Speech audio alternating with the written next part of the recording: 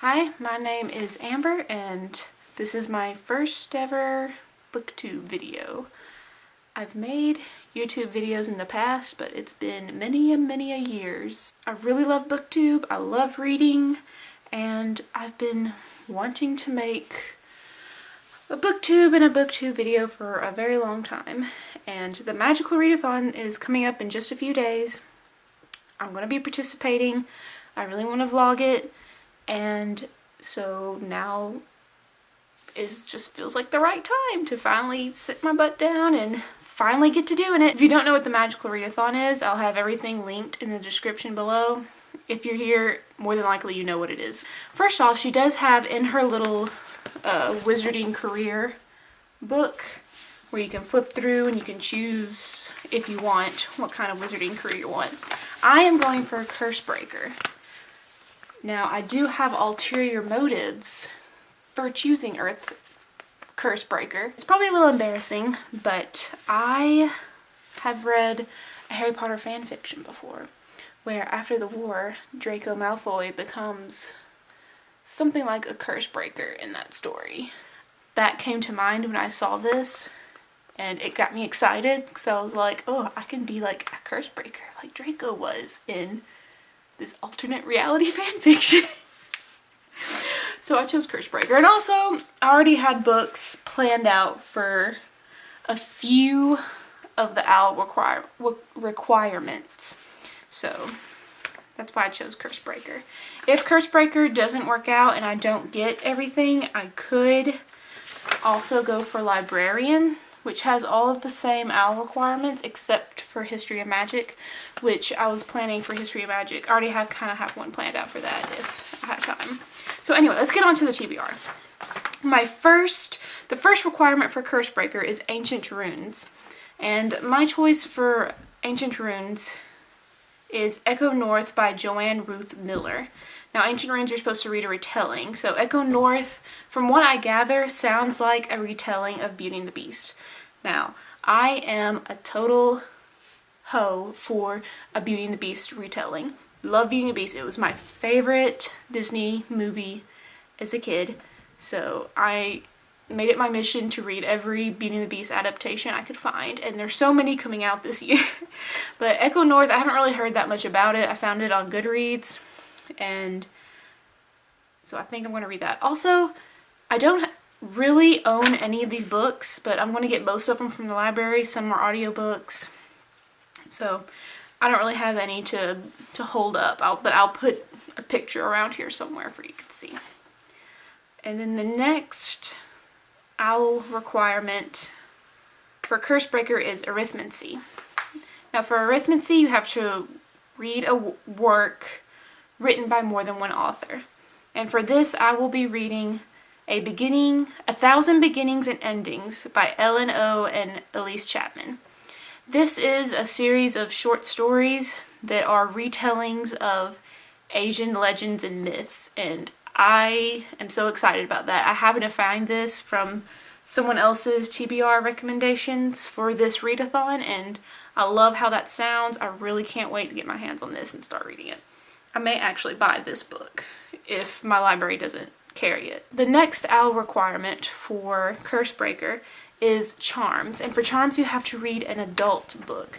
And for this, I will be listening to the audiobook for the 7 Husbands of Evelyn Hugo by Taylor Jenkins Reid.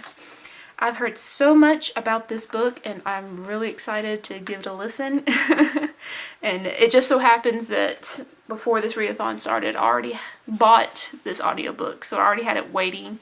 So I was like, well, this is just the perfect opportunity to give it a listen. And also I have 1 day of Charms extra credit, so I will be starting the 7 Husbands of Evelyn Hugo on the last day of March. So excited about that. The next OWL requirement for Cursebreaker is Defense Against the Dark Arts. And for this, I'm really excited. For this one, you're supposed to read a book that starts with R. And I'm really excited about this because I'm going to be reading The Red Dragon by Thomas Harris. Now, if you happen to come across my Twitter account, you will notice I am borderline obsessed with the TV show Hannibal at the moment. And it's been on my mind kind of thinking that I would love to read the books, the source material for that show and for the movies. This just seemed like the perfect opportunity because it's Defense Against the Dark Arts. And it's like a crime, thriller, cop kind of book, and I really don't know how to describe it. And I don't know how different it's going to be from the show or the movies, honestly. But I'm excited to find out, and I think it's perfect for Defense Against the Dark Arts, and I can't wait to get some more information and background about a show that I absolutely love. Next up is Potions, and this is Read a Sequel. And for this, I will be listening to the audiobook of Muse of Nightmares by Laini Taylor. I read, what was it? Strange the Dreamer last year, and I really loved it. I listened to the audiobook and kind of read along with the physical book while I was listening to the audiobook. It's so unique, and it was really good. I loved it, and I can't wait to listen to the sequel. Now, the last requirement you need for Cursebreaker is Transfiguration. And for this, you have to read a book with sprayed edges or a red cover. This was the hardest one for me to figure out a book for, because the only books I own with sprayed edges are Six of Crows and Crooked Kingdom, and I've already read those. Love them, by the way. I've already read those, and I really don't have anything I haven't read on my shelf with a red cover either. There's one, but I really was not interested in reading it just yet. Just wasn't in the mood for it. So for this, I went on Goodreads, started scouring for something to read. And for this one, I found The Tiny Book of Tiny Stories by Joseph Gordon-Levitt. This almost feels like cheating because it's supposed to be a really short, like 80-page comic that's, like the title says, it's tiny. And it may take like 10 minutes to read. So hopefully I can get my hands on this book and just bump it out really quick. And like I said, it almost feels like cheating.